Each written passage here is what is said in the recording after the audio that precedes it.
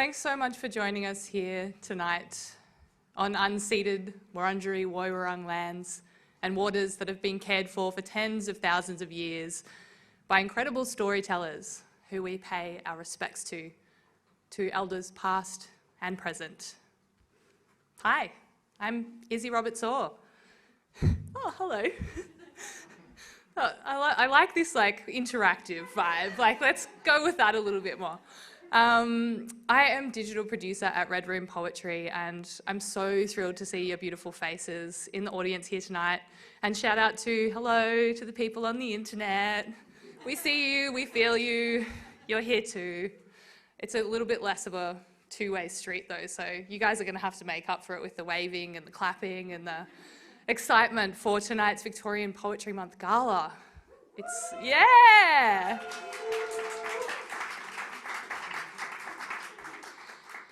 Poetry Month, as you probably already know, but is a relatively new initiative. We kicked it off last year, and this year, in a really exciting news as well, we've actually been able to do the state showcases everywhere across the continent. So there's a bunch of them coming up in the next couple of weeks as well. And Poetry Month is running through until the end of August. Every day of August, you can read a new poem that has been commissioned by a new poet and engage in the writing competition and all sorts of other initiatives as part of celebrating poetry. And as part of celebrating poets, we're honouring tonight one of the greatest songmen of this continent, of this country, Archie Roach. And today is National Aboriginal and Torres Strait Islander Children's Day. And as we know, Archie really spoke so beautifully in so many spaces of pain as well, and brought light without forgetting about the dark in so much of what he spoke about within his work. And this year's theme for National Aboriginal and Torres Strait Islander Children's Day is My Dreaming, My Future. And I really feel like Uncle Archie made that future a lot brighter for a lot of people in reminding us not to forget the past. So we're really lucky tonight that in honouring Uncle Archie Roach, we have some very special people who've joined us here tonight. One of those people is the mastermind behind this event, our incredible senior project manager at Red Room Poetry, Anne-Marie Tefew. She's extremely excited about Poetry Month. She's just reminded me to tell you. And you'll hear from her shortly as well. We also have here Jill Shelton, who has been Archie Roach's manager since 2007. And Jill is an absolute powerhouse and an incredible woman working in an industry. Yes, see, that's what I'm talking about. I really love the... Yes, a powerhouse working in an industry dominated by men. And to say that this week has been intense for Jill is an understatement, to say the least. We're really honoured that you could be here with us tonight, Jill, and she's here with her daughter Tamala, who is honouring her Uncle Archie with his musical family. And that's Stephen Magnuson, who's going to be up here on guitar, with Sam Anning on double bass. So without further ado, please welcome them to the stage to give you some context and perform Cradle of Life.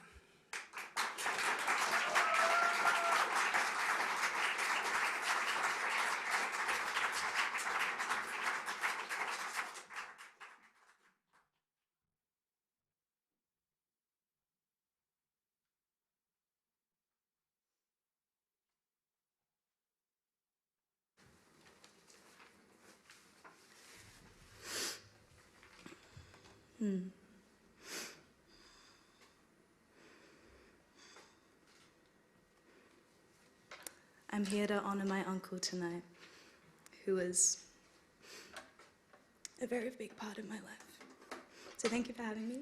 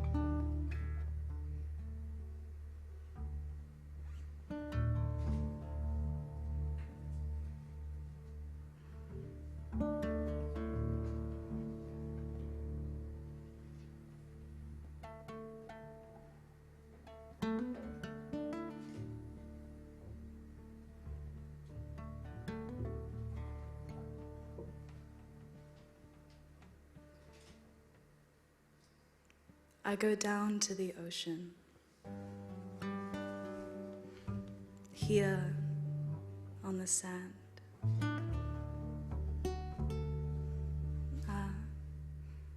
My heart is broken. As here I stand.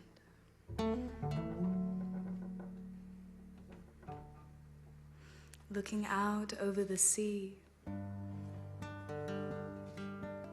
and the cradle of life gives me plenty.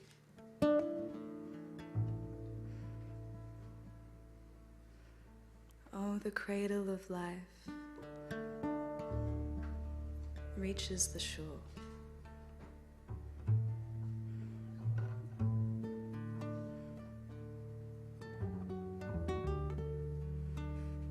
Oh, the cradle of life rocks me gently. But will the cradle of life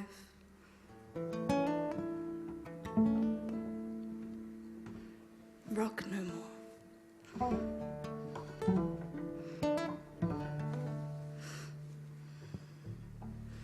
Take a look at this country. Look what you've done. Well, you board up the windows, block out the sun. Then you go down to the sea and the cradle of life gives me plenty. Oh, the cradle of life reaches the shore. The cradle of life rocks me gently. But will the cradle of life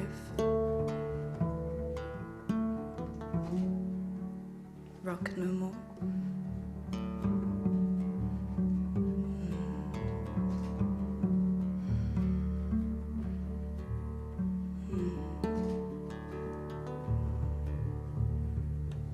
Rock my soul.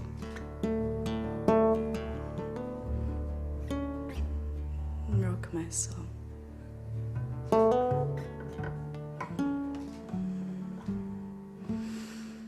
Rock my soul.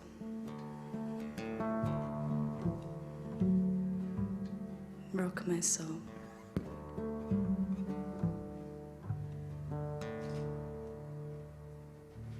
There's nowhere to run to, nowhere to hide, and I can't see the turtle. There's blood on the tide, spreading out over the sea.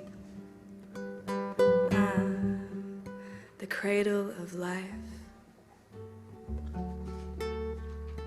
gives me plenty.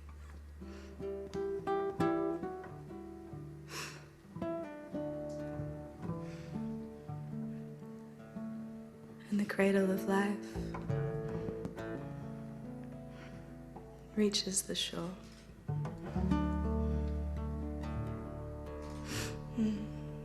The cradle of life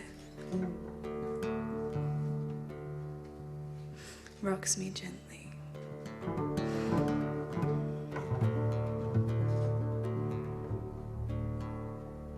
But will the cradle of life rock no more?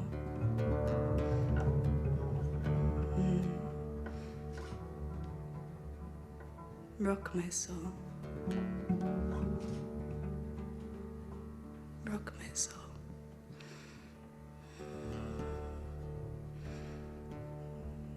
Rock my soul.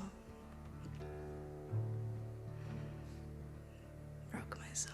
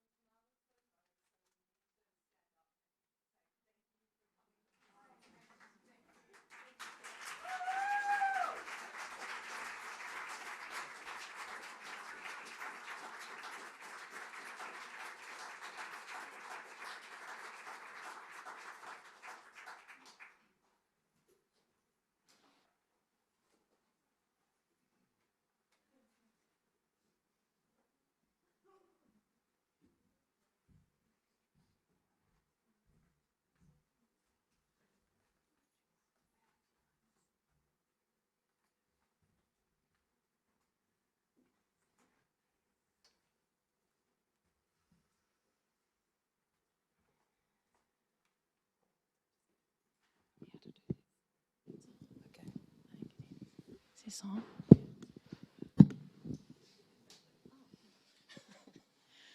Yes. Cheers to you.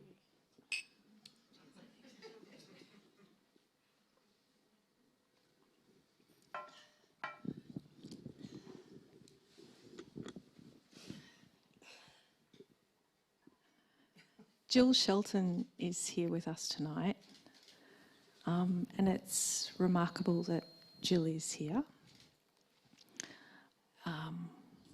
Thank you for coming along. Thank you for everything you've done to make tonight happen.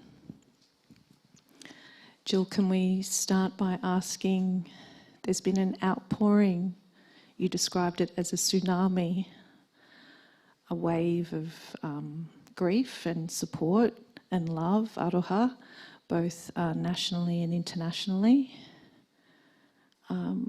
since the moment it was sort of shared that Archie had died. Jill, can you talk about how have you responded to it, and how are you feeling? Well, I think I feel very filled up after that beautiful offering from my daughter, Tamala, and two very, very special members of Archie's musical family, Steve Magnuson and Sam Manning. That we can offer and share a song that Archie was going to share tonight in the way that it was shared, Cradle of Life. I feel so full that it got to be released into the world in the way it did, and I'm sure Archie would be really happy. So, yeah. I love that you're feeling filled up. Can you share a memory of working with Archie that you'll never forget, which highlights his character and spirit, a moment or a time that you can share with us? I think the first thing that came into my head was that there are so many memories. I'm sort of flooded with incredible memories of working with Archie.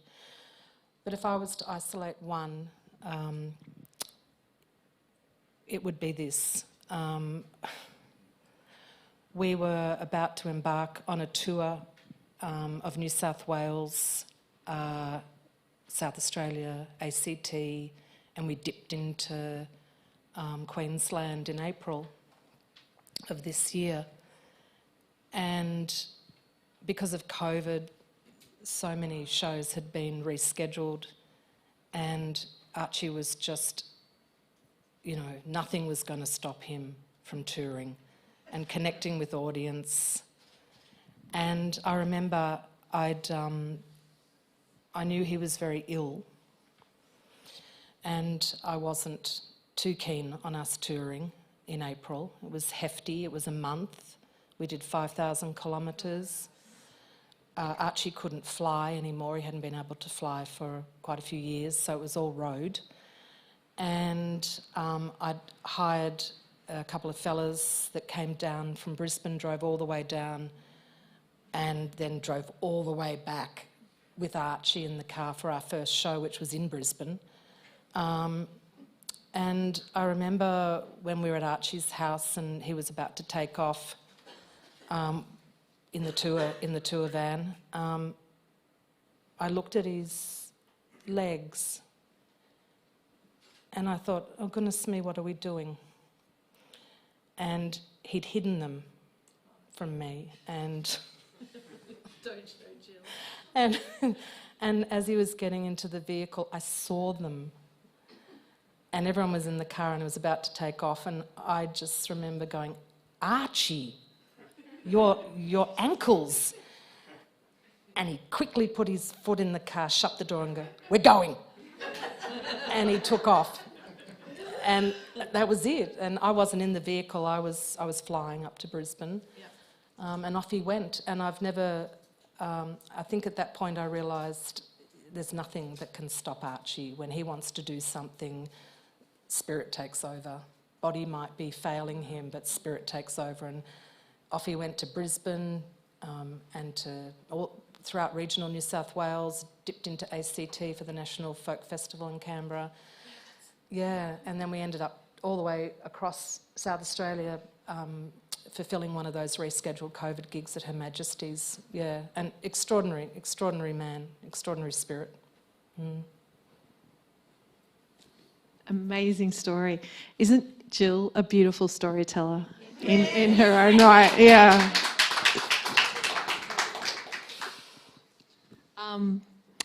You're a real gem in the music industry.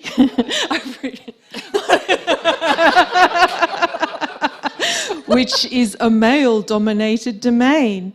What was it like working as Archie's manager? I mean, since 2007 can you talk a bit about that?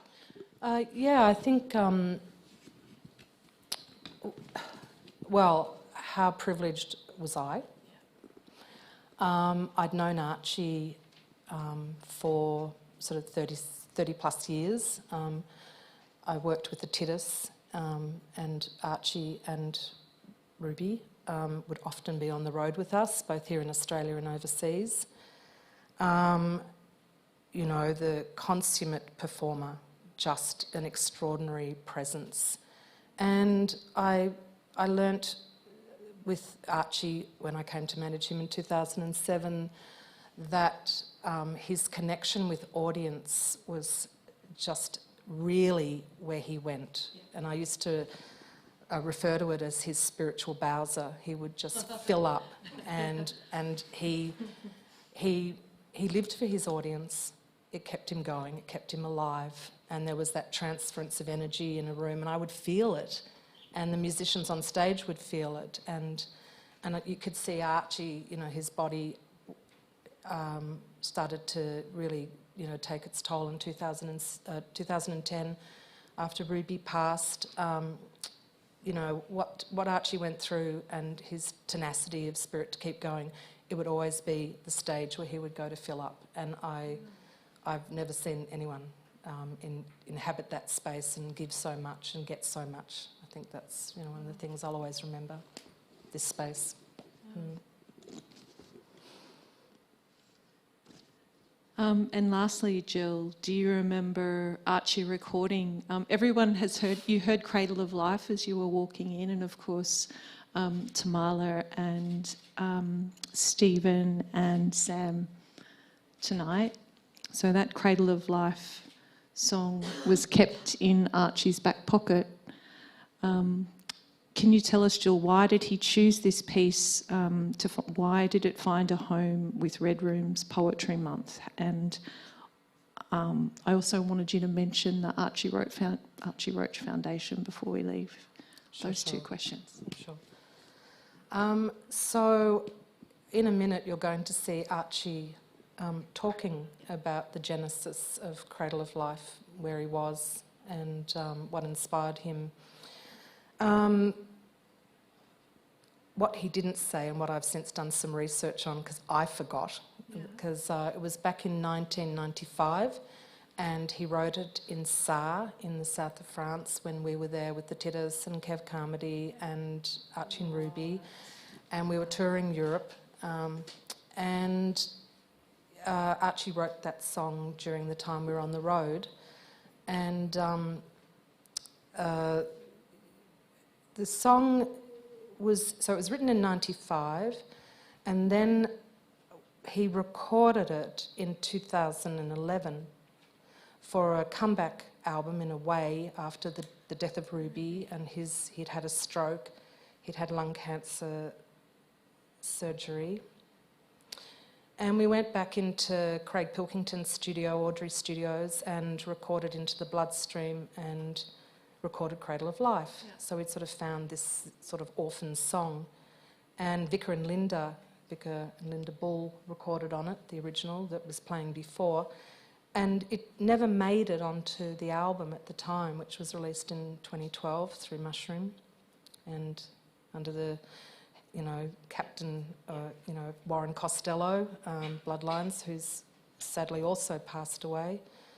And so this song just remained nowhere. Wow. And then Archie and I think you rang me, Annie, and Archie and I talked about it, and it was really like the spiritual, you know, the sort of lyrical spirit of the song is about Mother Earth, and that's sort of a theme right throughout all Archie's songs, you know, more or less over his 30-year and plus songwriting career, and we thought we'd share it with, you know, Red Room Poetry, Gala, and as an ambassador, and that was it was part of his messaging, which was, you can't, you know, we were trying to say to Archie, there's so much you can do from the end of your kitchen table, and you've got so much, you know, to share with people. So I think we were going to, you know, release the song and look at the messaging behind it, which has always been a strong part of what Archie's, you know, written about. And he'll tell you more about it himself. Yeah. And the foundation. Everyone's. The first question was the outpouring of support, and people have been channeling that to the foundation. Can people find out about that tonight if they're interested in contributing? Absolutely. So, I mean, that's what struck me, is that, as we said, a tsunami of love just coming, you know, for Archie. And he set up a foundation in 2014, and it was really to... he felt very strong cultural responsibility about giving back and walking alongside, you know, young ones and being a mentor, being a lighthouse, and so the foundation's very much about that. There's a pamphlet here tonight if you'd like to learn a little bit more about the Archie Roach Foundation and to continue to honour the work he's already done, but also be part of the work that we're going to do. And it was very important to him to sort of give those opportunities and platforms for young emerging First Nations artists, because perhaps he didn't have as many back then, you know, 30 plus years ago, and so he set up the foundation. And Jill's being very modest. I'd say you were probably completely instrumental in that foundation being set up. Hey, maybe a little bit. No, lots of cups of tea, and you know we've got a great, you know, Uncle Jack Charles and Emma Donovan. Shelley Morris, Gina Williams, and some other wonderful... Gina? Yeah, they're all sort of board members, and we've got some beautiful other board members that are non-Indigenous, and we've got big plans, and Archie would want that very, very much. So, you know, it wasn't planned, but if anyone has a burning question, now's the time to ask it.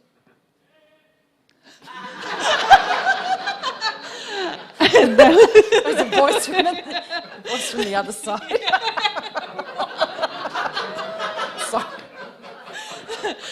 Let's all give a massive thanks to Jill Shelton. Thank you, Jill. Thank you so much, Jill. Thanks, Jill. Thank you, my friend.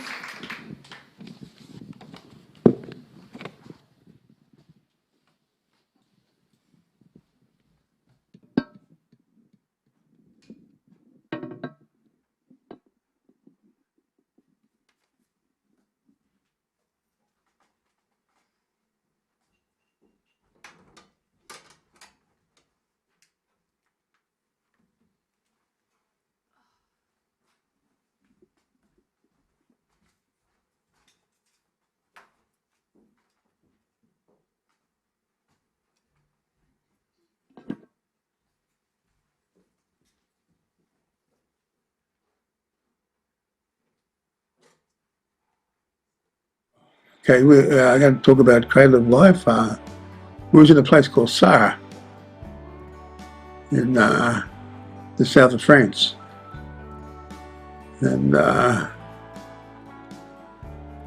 so I had some time off and sat down and I wrote this song, Cradle of Life, because the thing about, I suppose because it's the south of France, it's close to Spain, they still had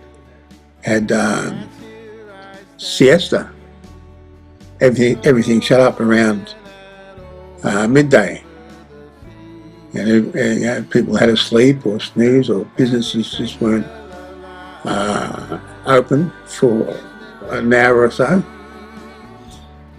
And I suppose, you know, and that's why they had, you know, these boards. You know, you could close your window and then close these boards and doors and everything, so everything would be dark. The idea that the ocean, you know, has for quite a while now, you know,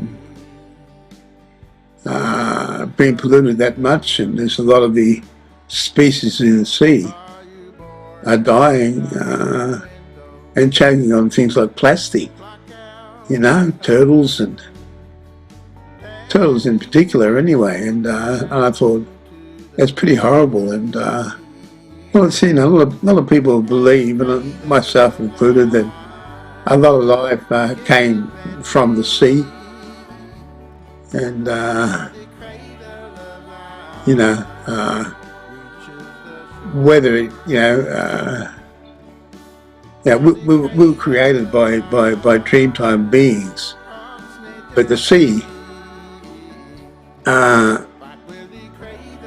was there, and it's always been there, and it's always been provided people with sustenance through the years, where they get food, and they didn't just get food; they got other things as well. You know, from the poor old whale, you know, oil and that, the lamps and things like that, and many things the sea provided for people that I think we take for granted. And so I thought that to me, that, you know, like, because the sea has that motion, that swaying motion, that rocking motion, if you listen to it at night sometimes, or whenever you can, and just hear the sea, you'll hear that rocking. And so I just thought the title would be that, the Cradle of Life. Yeah, and, where you rocked gently, or it rocks life gently. So I'm worried, you know, a lot of the sea, the oceans, not just being depleted, you know, a lot of the creatures are slowly dying, but also the you know, it's you know, the rocking and a tide of the ocean, you know, has a lot to do with, you know, it's connected to the moon. The moon and the tides have this strong connection, and so you throw that out of balance, you know, especially the moon and the ocean. It's all out of balance, and then that connection, that synchronicity that the moon has with the ocean, it's going to be all thrown into whack, and we don't know what's going to happen. You know, it could create all sorts of things like tsunamis. Who knows what sort of destruction? And that's the thing, you see. Nature, Mother Nature, Mother Earth, Mother Nature, the sea. It's all gonna react to the abuse that's heaped upon it by man, and you know, it's going to react violently. So we really want to be careful.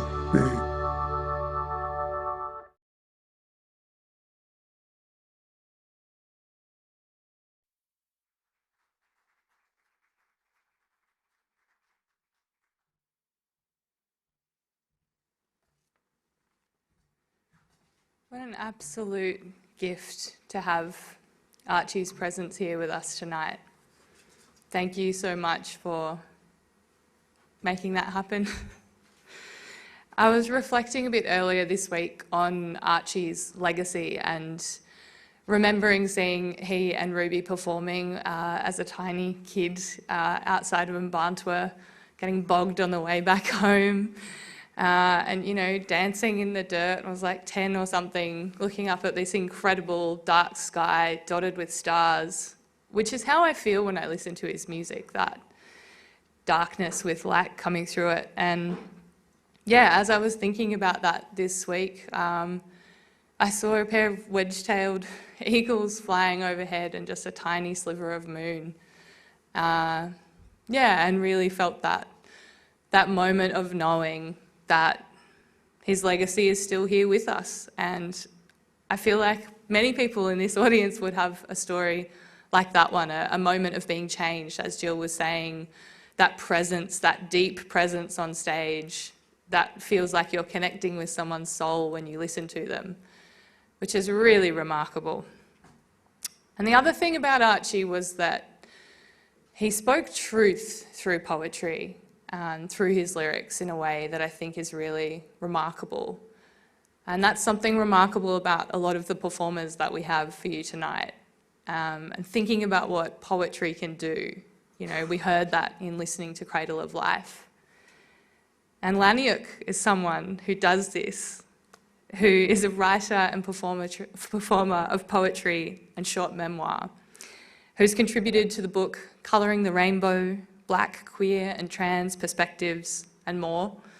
She's Cordite Poetry Review's current Indigenous engagement editor and is currently completing her first collection of work, which is highly anticipated by me and many others and soon to be published.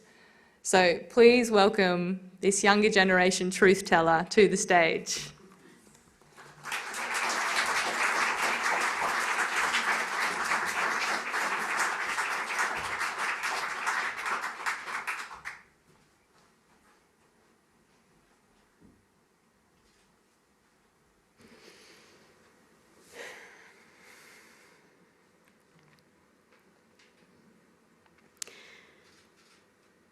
I rest my head on the window as the train gently rocks, and I swallow tears. I hate seeing you this way. Colonialism seems more ghastly in the countryside. Something about seeing cleared land where forests used to reside hits harder than concrete. Like maybe reclamation of land has potential and we could begin to heal right here in the soil.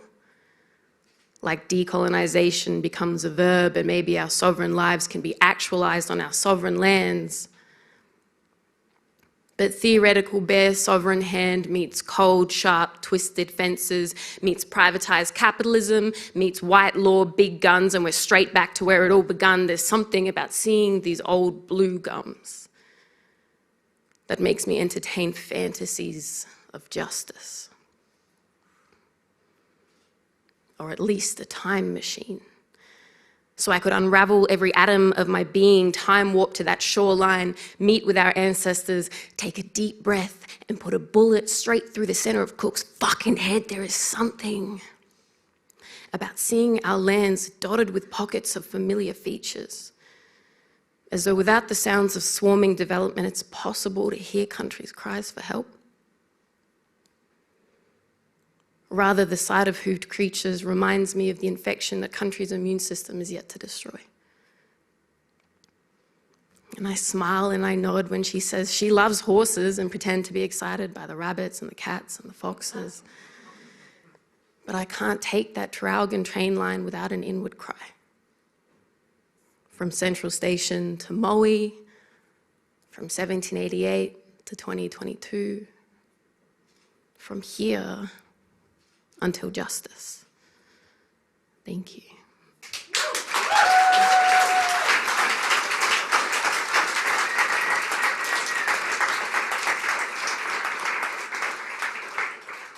Thank you so much for having me here tonight.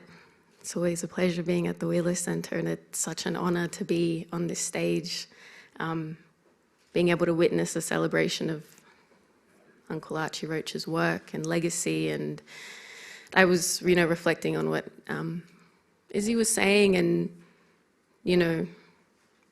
that generation of my grandmother and so many of our family members, the work that generation did, that foundation that they lay for us, has meant that, you know, young Aboriginal people have opportunities, have platforms, have an ability to keep carrying on and doing the work, and we owe so much to that generation to keep doing that work. So thank you so much for having me here tonight.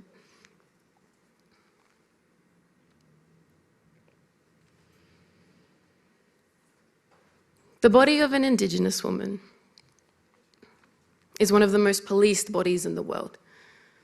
We've worn the bruises and broken bones from the ugliest methods of war, carried babies forced into our wombs, and lost our voices from screaming when you stole them from us. We wore fake smiles on our faces to survive forced assimilation.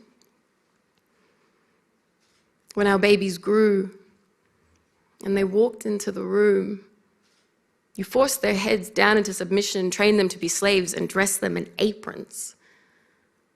Once decorated in ceremonial scarification and ink, draped in the ocean's jewels and our animals' skins, she glistened in poised tribalism when the colonizers' boats arrived. 200 years later, and you've bastardized our culture, reselling it back to us as bohemian, white summertime tribal with a broad-rimmed hat. You can wear our patterns and our art with the jeweled rings to match, without having to wear the rolled shoulders of child abduction and land theft. The body of an Indigenous woman is carved by the mountains. Weathered from the rains, she sustains your blows and still walks with eyes to the sky. The body of an Indigenous woman has been beaten, mistreated, sexualized, tokenized, forcefully sterilized to minimize our population, forcefully sterilized to minimize our population, which leads me to believe that you are fearful of this body. Built in all its glory, she's certainly something to be fucking feared, to be revered. Heartfelt as her existence is, she sings the truth you do not want to hear. The presence of her skin brings echoes of our creator, sliding through the sands of time. Our limbs glide in celebration of the rainbow serpent, and when you see us, the cells of your bodies recognize the energies of these lands. Of course you are scared of us. And so it became necessary and crucial to legitimize your theft and to maintain your control, to burden this body, to patrol this body, to lock up, silence, scrutinize, demonize this body, but we are not as malleable as you've led yourself to believe. Underneath this skin resides the full extent of our wisdom, our love, our strength. You'll try to silence us, erase us, move us, displace us, but we will grow. From seed to tree, from earth to sky, we rise. We resist. We birth. We exist. We are born. And then we die. But always, we rise. Thank you.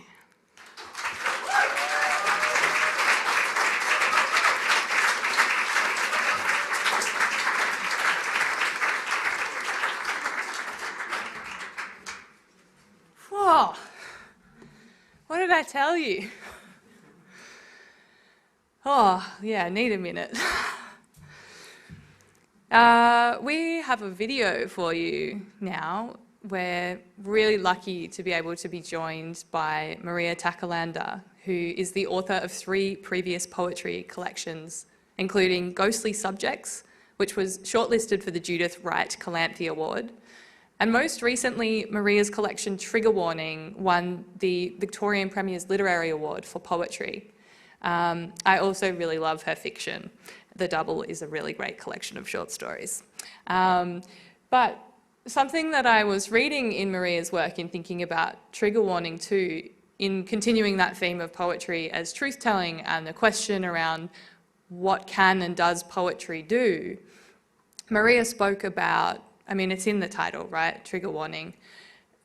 Poetry's ability to speak back to spaces where she didn't have control, and the ways in which poetry can address trauma and without further ado, I'll leave you to enjoy her beautiful work. And thank you to Maria for being with us virtually here tonight. I'm going to read a poem called Waking in the Blue.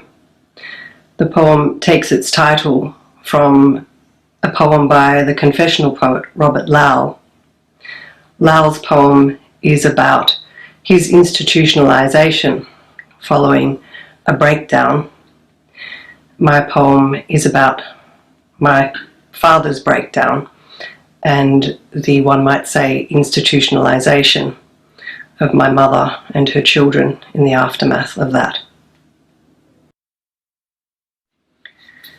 Waking in the Blue, addressed to Robert Lowell. The night attendant at the service station, which was garishly lit when I had thought the world extinguished, pumps $10 of fuel into our tank. My plastic money box looks childish on the car's back seat, but the silver coins that spill from its plug hole perform an unexpected magic. My mother has nothing, and I see how much it matters. She parks the Toyota on the side of the highway beneath some gums, their white trunks streaked by the comets of passing cars. My sister and I have my favourite blanket, gilded with synthetic stars. At break of day, we enter the police station in our dressing gowns. Two faceless men escort us home, where gravity has finally pulled everything down. On the carpet are light fittings, the TV's vacant box, the top half of the laminated wall unit, drawers and their contents, folded maps, loose photographs. Volumes of an encyclopedia with their hardcovers torn off. A more comprehensive list is not necessary. In truth, my room is not as damaged as I want it to be. My sister's has been carefully destroyed. My father is discovered in his bed, as eccentric and confused as one of your old-timers. But the police know to stay, while my mother sorts through the debris for a bank book and some clothes, and then the men in blue lead us away. There is a brick house with bars on every window, a room stuffed with bunks and a cumbersome wardrobe. At the kitchen table, women stub cigarette after cigarette into a tin ashtray, playing show and tell with scars, picking over the ruins.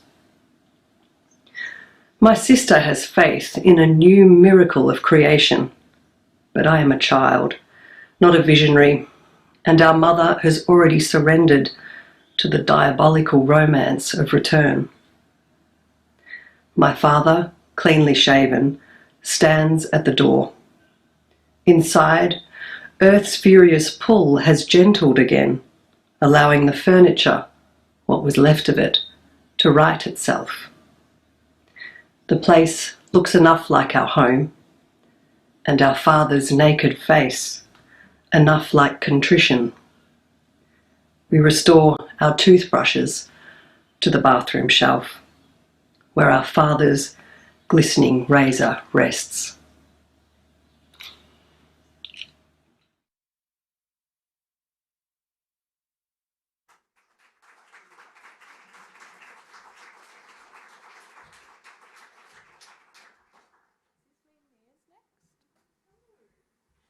Cool. You can clap for a video. I'm sure that Maria will feel that. I've been thinking a lot about poetry recently as little windows, like tiny boxes that you can see through. And I really feel that about Maria's work, that is kind of a really condensed way to look at something that is very difficult to look at. I think the materiality of the way that poetry uses language as material to build from so often allows us to speak about things that don't have names or are unspeakable or are really difficult to communicate. And I love that about that work. Next up, Mia's a little bit later. Next up is Bibi Backhouse, who has the most infectious laugh, so I hope he does it for you. We've assembled a Bibi Backhouse fan club just earlier tonight, by the way, by accident when we were doing sound check. So if anyone wants to join, I'm sure he'll stick around afterwards. He's a Bardi Jawi creator who hails from the Kimberley region of northwestern Australia. And this man has done everything and been everywhere. You know, he started off as a classical pianist and composer. At 21 years old, was awarded a West Australian Youth Award for his work as a music teacher with young Indigenous people. And after years of working as a creative producer, which is where other spaces you may have seen him in around Naarm, his debut poetry collection is due to be published with Magabala in 2023. Another highly anticipated collection. Welcome Bibi to the stage.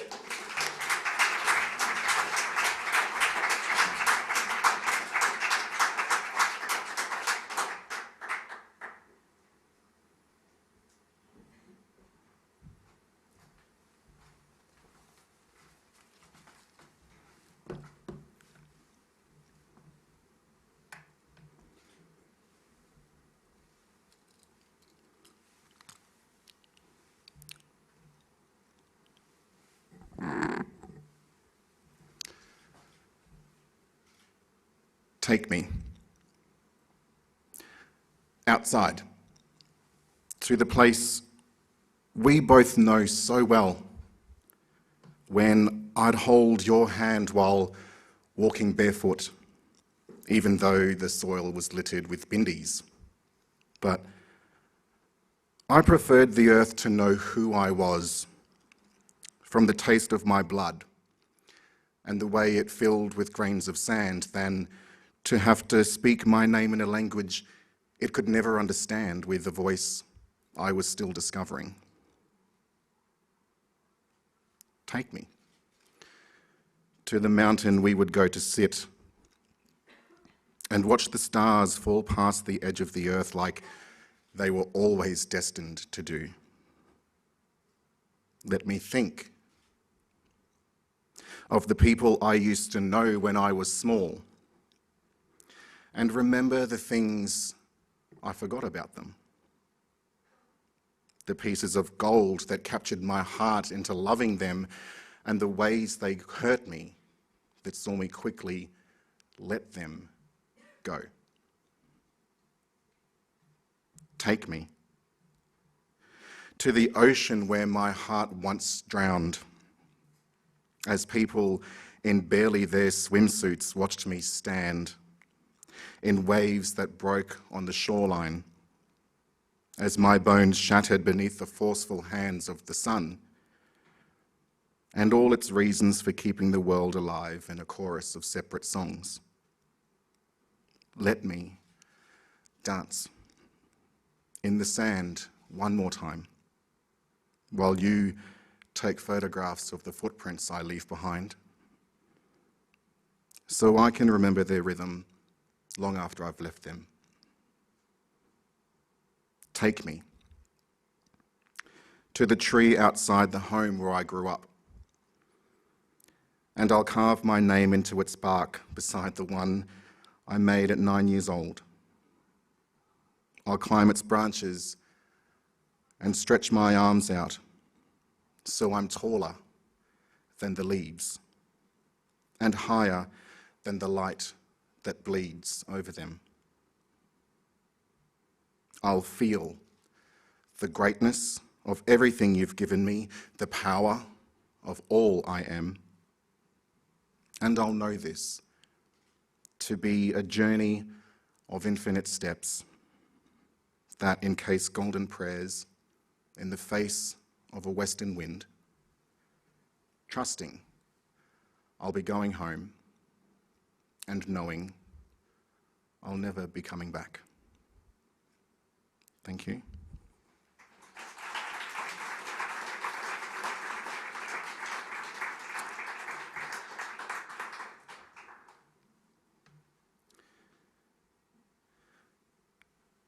Naarm,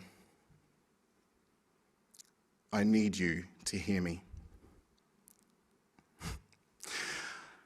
I fell in love with him all over again, and it was frustrating because I didn't want to. It had been so long since I was last in his arms. I grew used to the world as I could see it, without him. But I let him come back, and I should have known better. He had to ask if he could kiss me only one time for me to remember who he was at number 566 New Street, and for me to forget how hard it was to leave him in the first place. But I took a chance. And I know you think it was a bad idea, yet not trying would have been worse than being hurt again. Nam, I need you to hear me. I know you still recall the first time I walked on your basalt floor. I was 12 years old and insecure. But my eyes were wide and I saw a future with you. I told you I'd come back, and it took me 10 years, but I did it. You see, I always try to keep my promises, especially when they're made from a place of love. And I have so much of that within me. I came to you again at 21 with a gentle hope and an ache in the sway of my arms I couldn't shake. I wanted to find myself in your mountains and valleys, Werribee Gorge to the Ironbark Basin before the Mornington Sand. But in finding me, I wanted to feel love too. And I did this so many times, but each loss hurt more than that one before. Nam,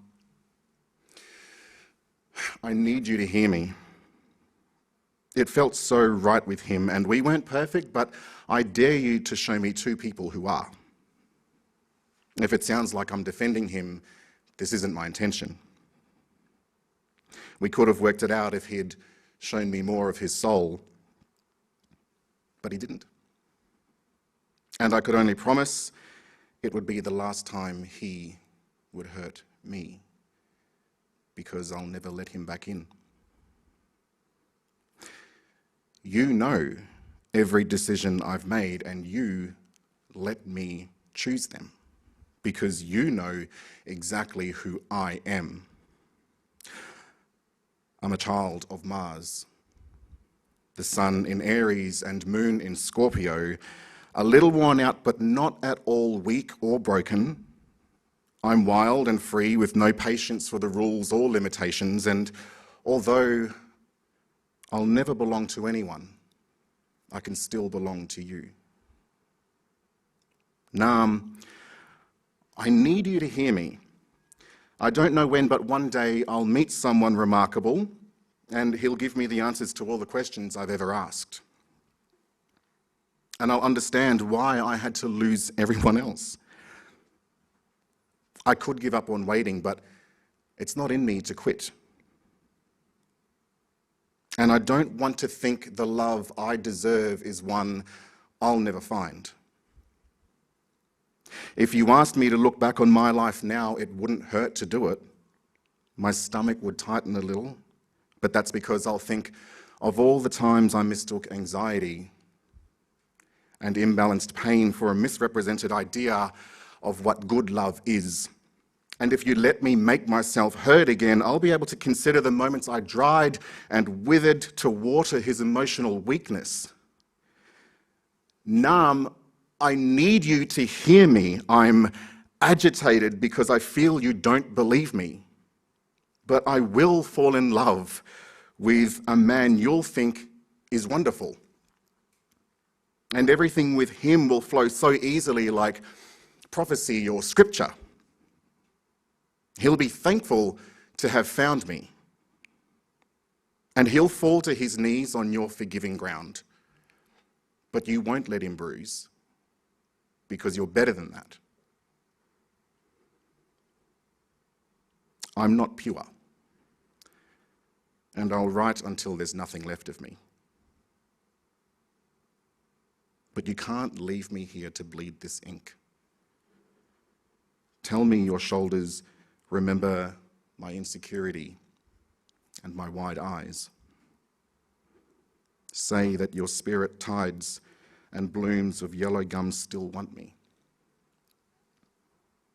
Show me you're still looking out for me and you're on my side. Let me believe my patience is leading me to something beautiful. Nam, I need you to hear me. Nam, I need you. Thank you.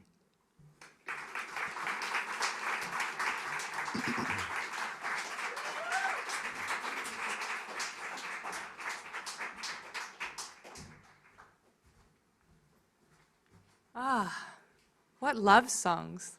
I swear Nam spoke back just now. Like, did it just start raining when you were reading your second poem? I think it did. And The Light That Bleeds by Bibi is being published as part of 30 and 30 for Poetry Month in the next couple of weeks. And there's a prompt, so if you felt inspired, please write back. I feel like I've made it my mission now for like the second half of the event to just embarrass everybody with compliments before they come up. So Mia is fabulous and is an ex-poet, which, so you may be wondering what she's doing on the lineup as an ex-poet, but shortly you will see why. Poetry zines were her first entry into the creative arts, and she did that for a number of years, but eventually she realised there wasn't any money or esteem in being a poet. So she moved to the lucrative field of indie comics instead. But it seems that this degenerate life of crime isn't done with her yet. I really love that description of poetry. You know, knife fight in a phone booth, that one just comes up all the time in Australian poetry, doesn't it? Well, anyway, Annie asked her to read at this event. So, you know, she said, okay, I guess I will. She's very grateful and honoured about it, really. And the problem is that she doesn't write poetry anymore. So, as I said, she makes comics, and instead what we have from her is doing this comic that took a lot more work than writing a poem. Mia is passionate about understanding queer history and imagining queer futures. And she's a recipient of the Wheeler Centre's Next Chapter Hot Desk Fellowship. Sorry, Next Chapter Fellowship. Get it right, different program. And she's currently working on her first graphic novel. All of these highly anticipated books, I feel like I'm like, can we subscribe? Is there a way to purchase them in advance? Anyway, welcome Mia Nee, ex-poet, fantastic comics artist, to the stage.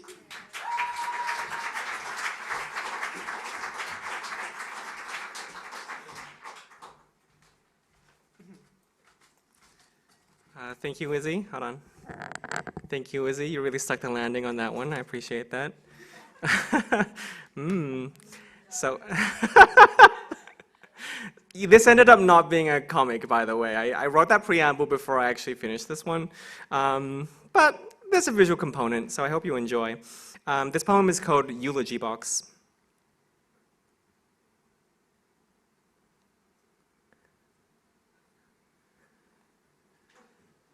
There we go.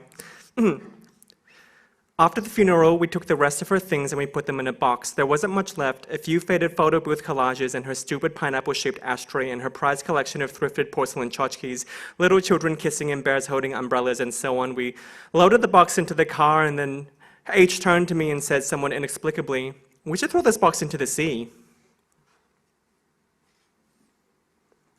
H drove too fast and the road was bumpy and I could hear the box in the boot, a dull clunk, clunk, clunk. And then H ran over a dead possum and I heard all the porcelain children breaking. I wanted him to slow down, but he was busy proffering truisms like, well, at least she's not in pain anymore, which is true, and at least she went out with dignity, which isn't. I wanted to say something, but I didn't think of anything at the time. When we got to the sea and opened the boot, my fears were confirmed. All her little friends had been mangled by the big hammer of her pineapple ashtray. Every bump in the road had been an amputation. It was a total massacre. I could spot only the arm of a bear holding a tiny umbrella. They were smashed up beyond recognition, smashed up like the dead possum roadkill, smashed up like melons on the hot bitumen. Nonetheless, we threw the box of mutilated children into the sea, but the wind blew most of it back into the cliff. There was no dignity in the action, because dignity is not an action. Dignity is not a word or a place or a thing in a box. Dignity is a life. I wanted to say all of this to H, but I didn't think of it at the time, so instead, we just sat there in silence, rolling and smoking and rolling and smoking, until it got too dark and we went home.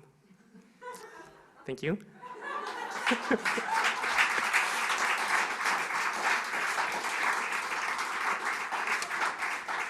Thank you. So for a bit of context on this next poem, this one is called Imaginary Earth 261, and it's a poem that's inspired by the affect of the early internet, the optimism of Web 1.0 before social media corporations and platform capitalism ruined all the fun. It's about an artificial intelligence that learns to dream through GeoCities pages filled with 21 kilobyte GIF files.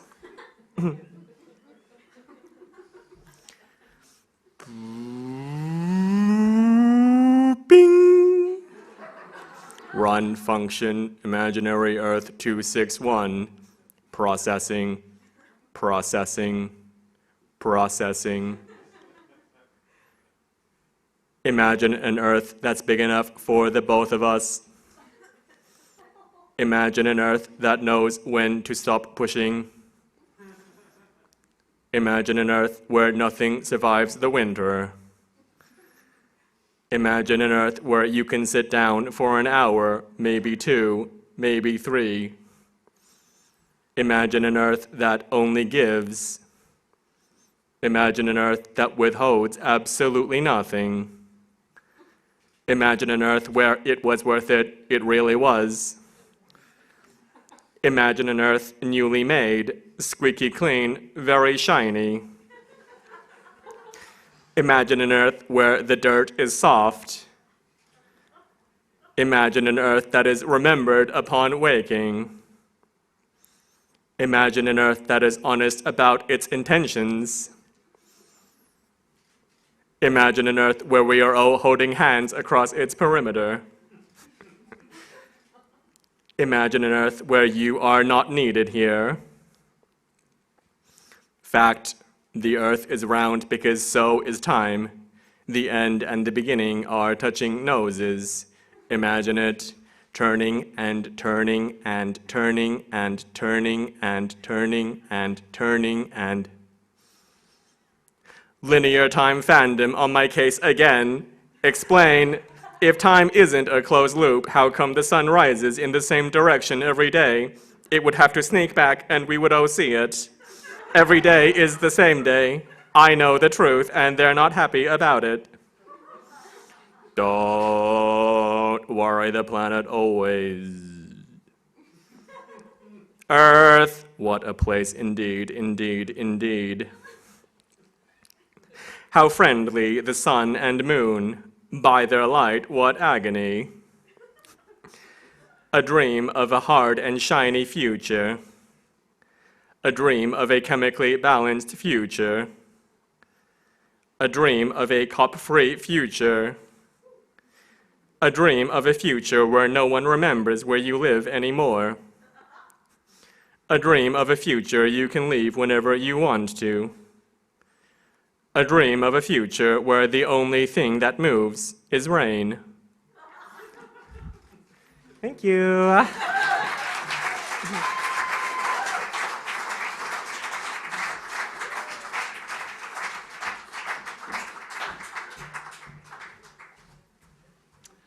Imagine an Earth where we're lucky enough to have me and Nee. Absolutely brilliant. And next up for you, I have the person who wins the prize for the shortest bio. Jonathan Dunk is the co-editor of Overland Literary Journal and the recipient of the A.D. Hope Prize and the Dallas Stevens Award. He's also a genius. He's also doing lots of things at the moment. He said he's very busy, but with interesting things. Round of applause for Jonathan.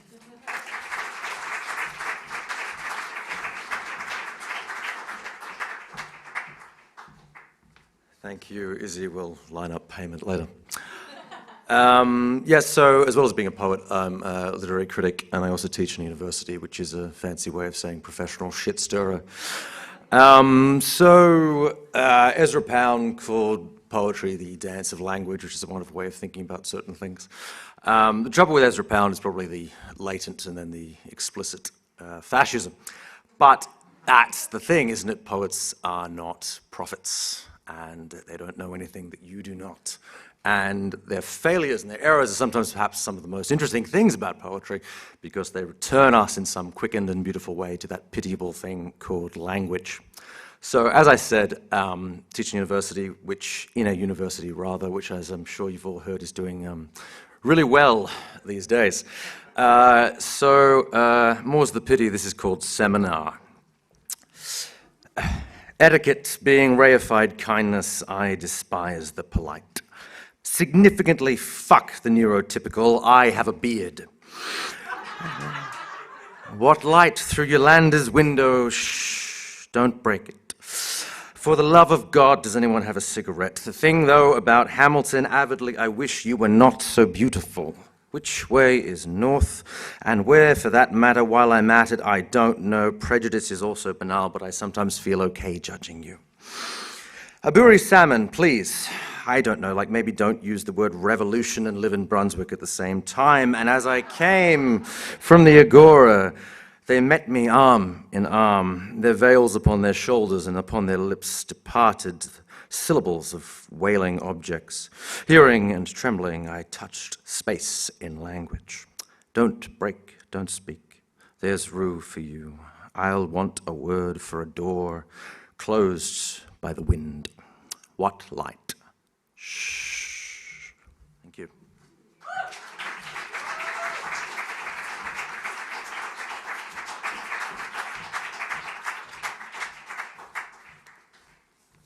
A poem has never made me want a beard so much. Next up for you is Anthea Yang, whose writing has been widely published, and her work was longlisted for the 2021 Karaka Prize for the Australian literature, just the Australian literature, not Australian literature generally, and shortlisted for the 2020 Dorothy Porter Award for Poetry. That one to me feels particularly fitting with your work, Anthea. I really feel like, yeah, your work gels with so much of what Dorothy Porter's work does too, and I'll let you decide for yourselves when she gets up here. She's also currently co-editing Mascara Literary Review's forthcoming anthology, Resilience. Like, how many hotly anticipated books can I tell you about tonight? I feel like I'm a salesperson for everybody's work. She was born in Perth, Western Australia, and her favourite season is summer. Welcome her to the stage.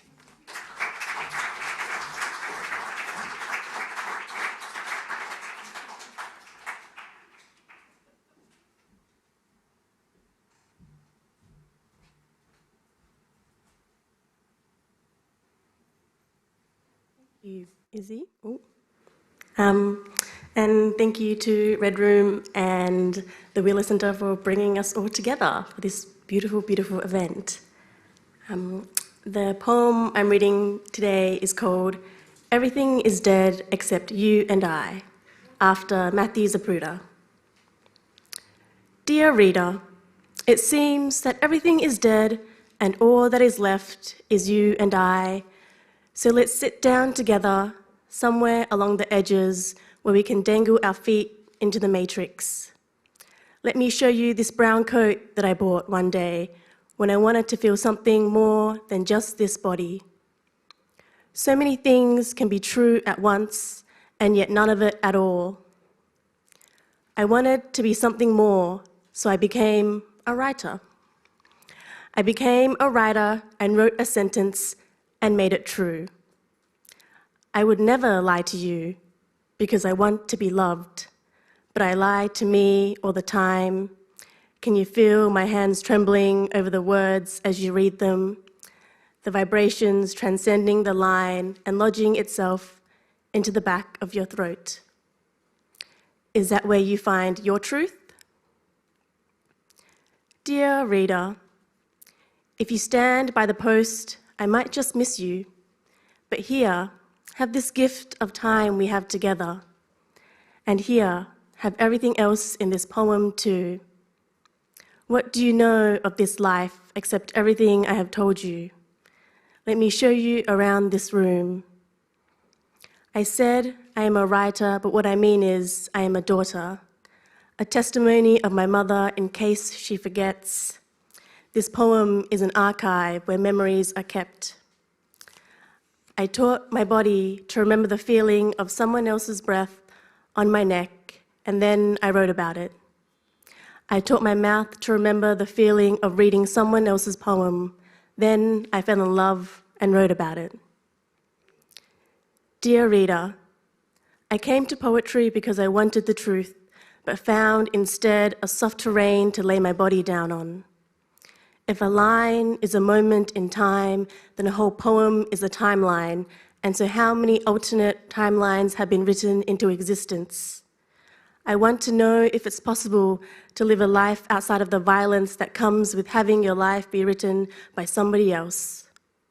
Not all of us are born into a blank slate. Some of us have a lineage to carry with our bodies. Dear reader, where do you go when I leave the room? Do you stay and run your fingers over the furniture to see how much dust has collected? Dear reader, stay. I have yet to write a future where everyone lives. Thank you.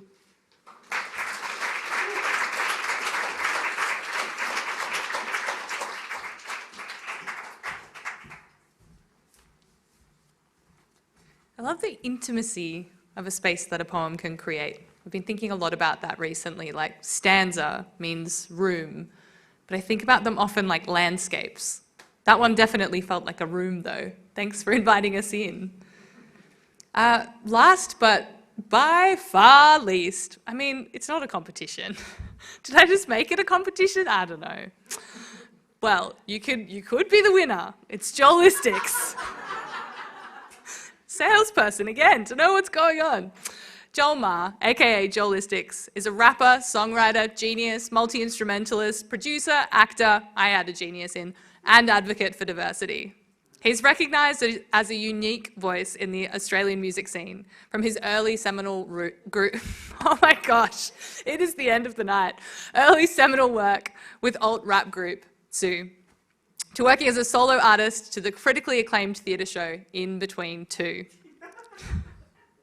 In 2021, he was awarded a prestigious Sidney Myer Creative Fellowship, and he's going to take us out with something brilliant tonight, so please enjoy it. If you feel like moving around, do that too. I'm going to. No moving?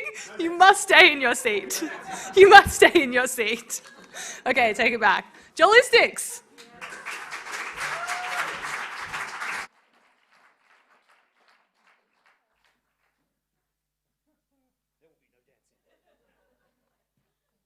I mean, you can ambiently dance. You can dance whilst...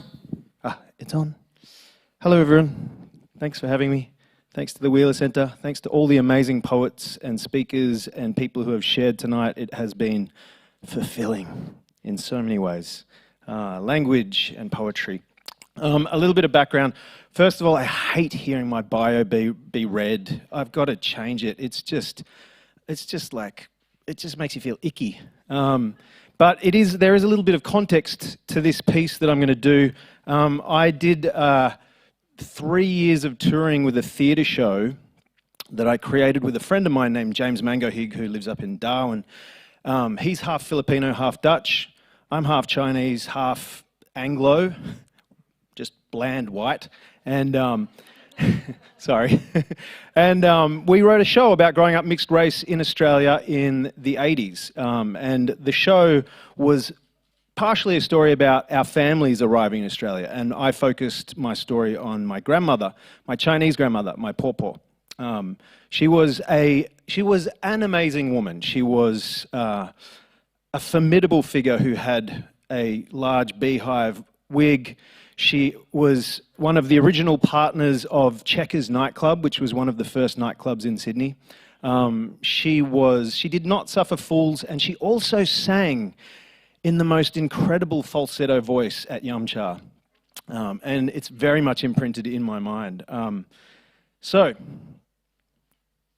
we wrote a theatre show. I told her stories, which included living in a mansion in an open relationship with two men, which included running with gangsters in Sydney in the 40s and 50s.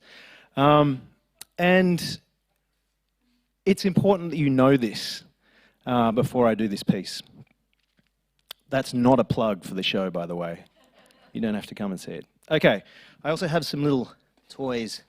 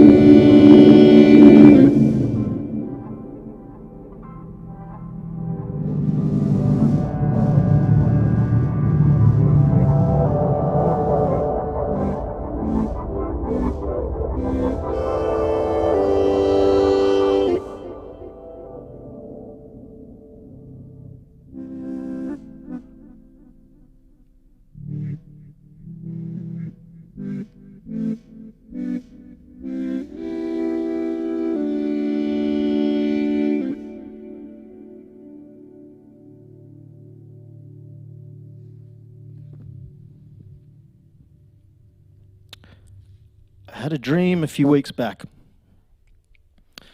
I was seated with my Chinese grandmother, my pawpaw. She was dressed in her most elegant cheongsam, tailor-made with the finest silk from the streets of Hong Kong. We were sitting across from each other at a yum cha table, steam rising off the freshly made jasmine tea, over the lazy Susan and the crisp white tablecloth. There was a diffused light coming through the open window, and I could see dust particles swimming upwards in the air.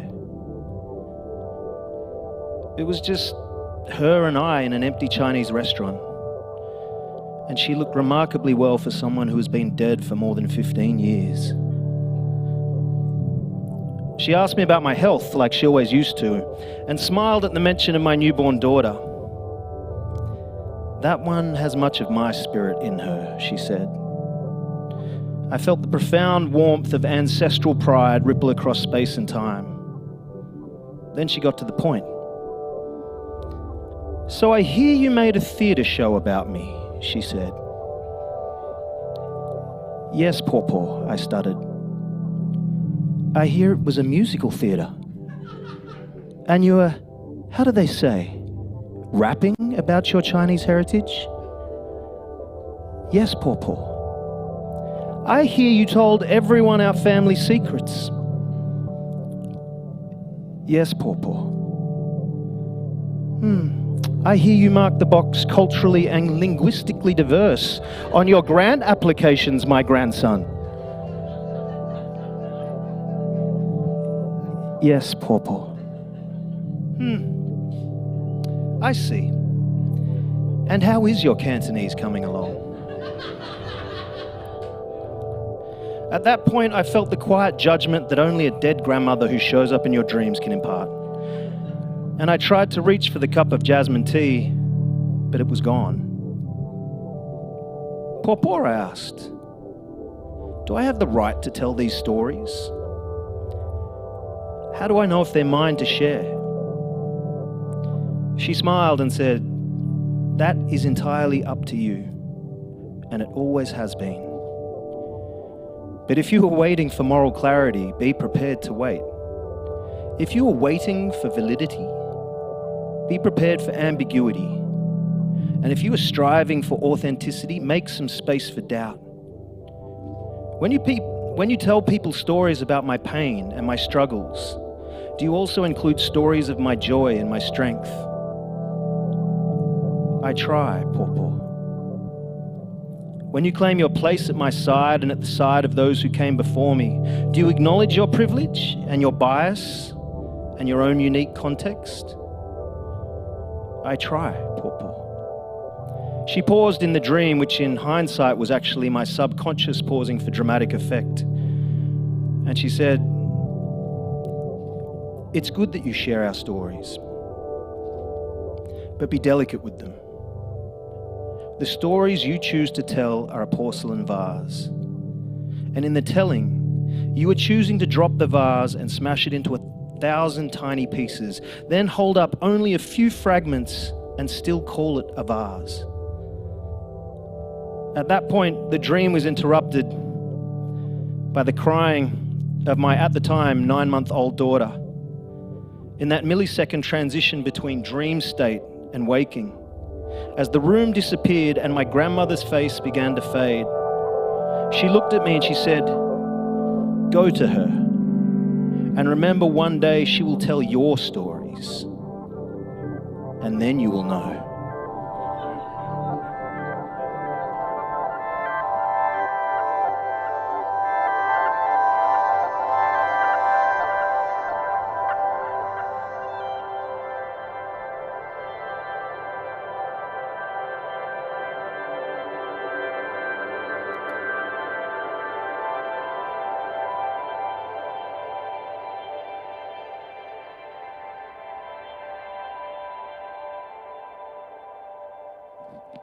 Thank you.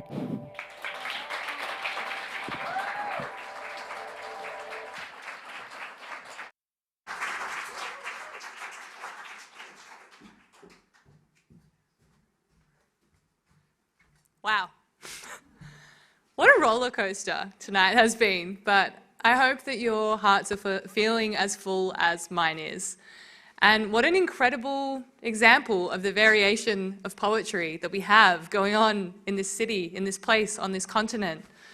And Poetry Month is still going for another 3.5 weeks, so get amongst it. Can we have another huge round of applause for everyone who performed tonight? Phenomenal. And keep it going for Annie Tefew, for getting them all up on this stage. I think give yourselves a clap for being a great audience. Oh, and Ronnie, always for Ronnie. Thank you so much for coming tonight. We hope we'll see you around at Poetry Month. There are books for sale down the back with Hares and hyenas, plural. They're lovely, they're wonderful. These guys will be around as well if you want to say hi, and go and have more of an ambient dance somewhere. Enjoy your Friday night. It's Thursday.